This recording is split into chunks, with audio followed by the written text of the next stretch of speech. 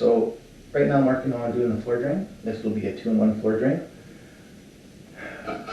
meaning an actual floor drain plus tub drain. These will be the pieces required to make it. One, you will need a floor drain, right? Schluter System Kirby. This is a 2-inch ABS. They have a 2 and a 3-inch ABS in PVC. This comes with all your different waterproofing seals and everything for all your other different stuff that you need when doing a shower. I'm not going to be using that because I'm not doing a shower. This is a 2-inch. You could go with a 3-inch. I have a 2-inch drain. You can go with a 3-inch and then downsize it to a 2-inch drain or whatever your drain is, if you have enough room in your floor. So this you will need 1.5 inch. This is a compression slip joint, right, for the tub drain. My chrome tube, drain tube for my tub. 1.5 to 2-inch ABS to galvanized steel connection. This also have a compression slip joint in there. Another 2-inch adapter with the female threads. 1.5 to 2-inch adapter. Now this, if you had a 3-inch floor drain, you could use this style of adapter. This is a 1.5 to 2-inch. Yeah. So this will not work with my floor drain, which is a shame because this would be the best way to go. However, this works with my floor drain. Slide inside there. This piece, which would have been scrapped to me, threads in. This piece is the piece I'm using to convert my standard toilet to a high tank toilet. This will screw on to the bottom flange coming out of my tank and allow me to use my stainless steel pipe coming out of it. Then we got this ring here. This will be used as a collar. And here's the main pipe. Now, this obviously can't go like that. This will be protruding through something like this. So, now we need to get down to the modifications. You can do this with a grinder, sandpaper, whatever you got available to you. I got a lathe available, so this is what I'll be doing on the lathe. Step one, we want to reduce the face of this. Because this is too deep, this will bottom out into the drain. Before this bottom edge reaches the bottom part of the drain, we don't want that, so I'm going to reduce this down to about 1/2 inch. This will then come in contact with the base of the drain. This will have holes drilled in it, and this will be angled, beveled back for flow. This piece, the height of this is too much. This side will be face down to reduce the total height. This side will be cut back as well to about the 2nd thread to reduce the total height of this. This has an inner bevel about a 45. We don't need that, but we do need a bevel. So I'm going to reduce this maybe about a 30-degree angle in there. We'll see.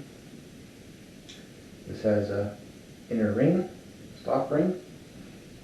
So when this is seated in there, it stops. That has to be removed so it's wide open, so this can go through.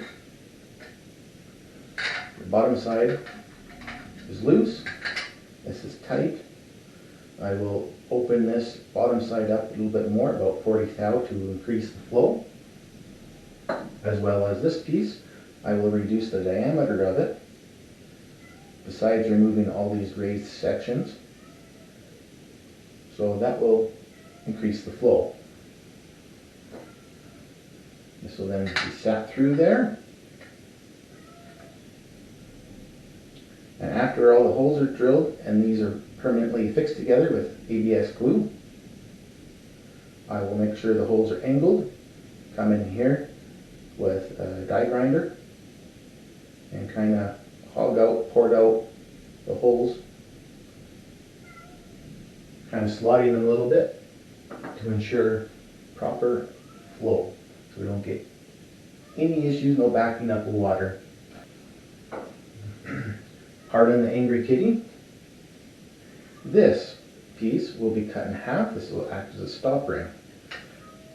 That stop ring, once I figure out the correct height, will be set in there, and the tile, my hand, will set right on top of there, and that's what will support the tile. So I'm going to have a big hole in my tile for the drain to go, and I'm going to have a section of tile in there, so I have about a 1/4 inch gap around as the drain. It'll look very clean and neat.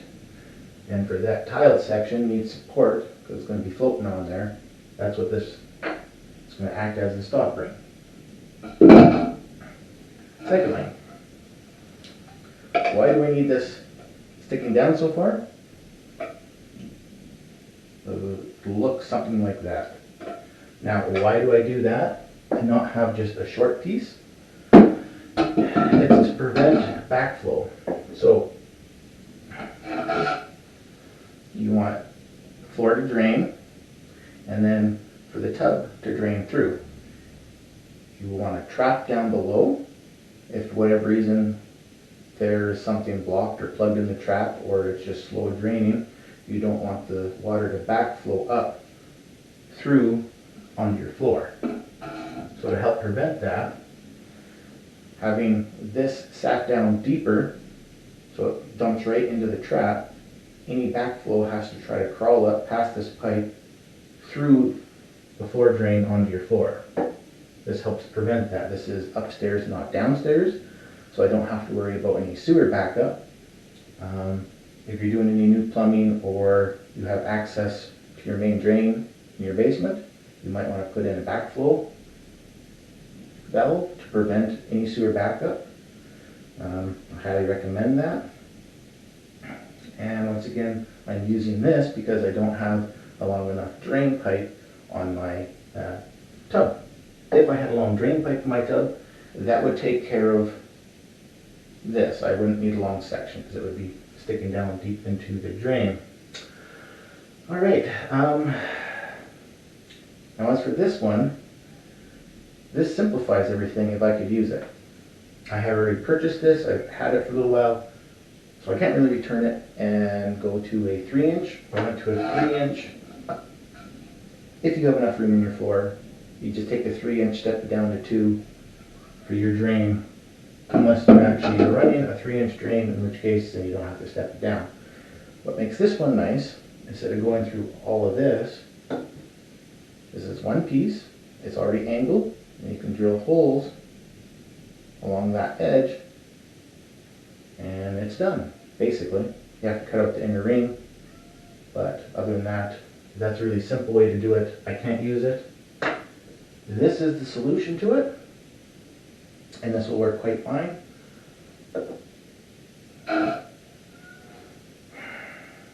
Do you have to do this? No. Am I doing it? Yes, because I like the idea of having a floor drain in my bathroom. Pardon the angry kitty. If your tub overflows, if your toilet overflows, it's nice to have a floor drain there that it can go into. Secondly, if you're mopping your floor, you have water, you can just squeegee it down the floor drain. Makes it simple, clean, easy, fast. It's a great idea to have a floor drain in your bathroom. This is my solution, so I don't have multiple holes, multiple connections for a drain. I'll just use the one for the tub, join it together, and it'll work great.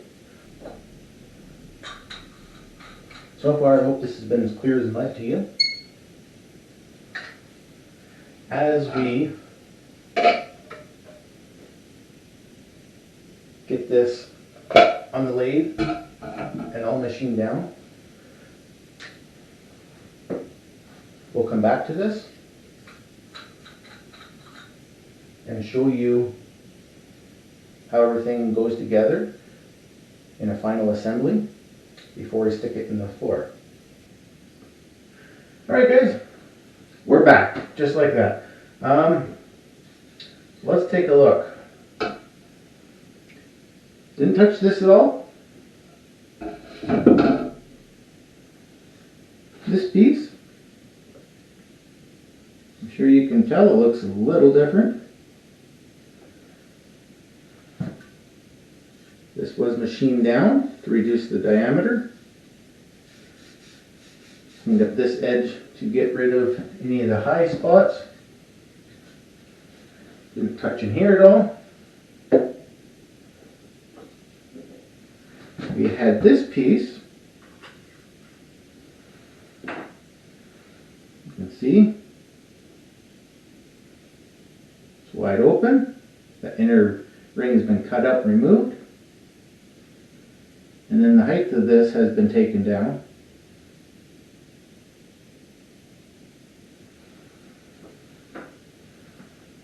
As for here, see the holes were drilled. I don't know how much the camera is able to pick up the angle,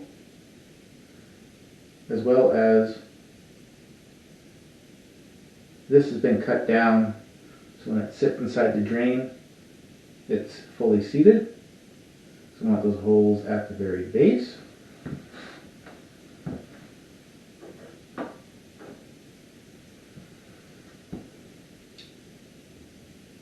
Got that. That's your stop ring for your tile.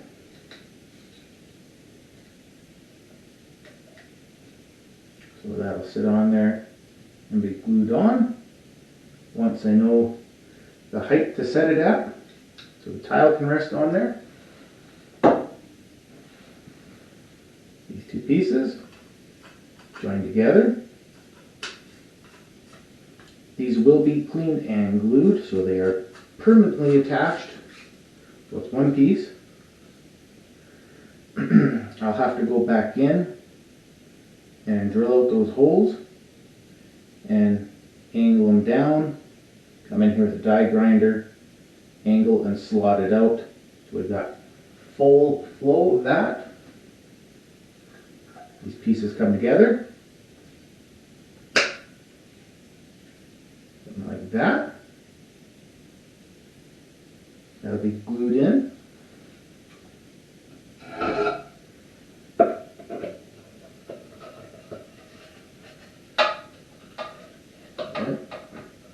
That'll be sat in there, and that will be your finished floor drain. Not able to see into there.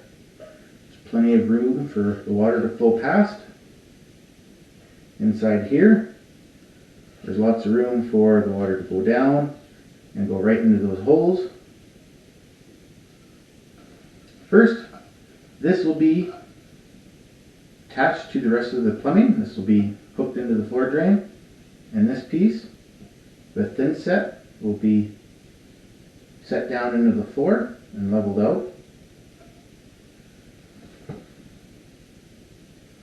Then once all the tiling and everything is done, this piece then will be glued into place, permanently affixed and adjusted for final height of the drain.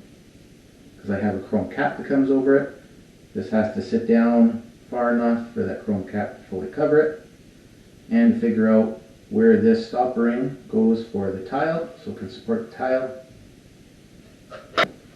I hope it's a little bit more clear now, but there you go, there's your pieces. That could have, if I had a different drain, if this would have worked. Right? That's what solves that problem right there, is this piece. A little bit of work, but it should work out excellent. Maybe we'll jump for it again now. There you go. We've got the floor drain is installed. Thin set it in.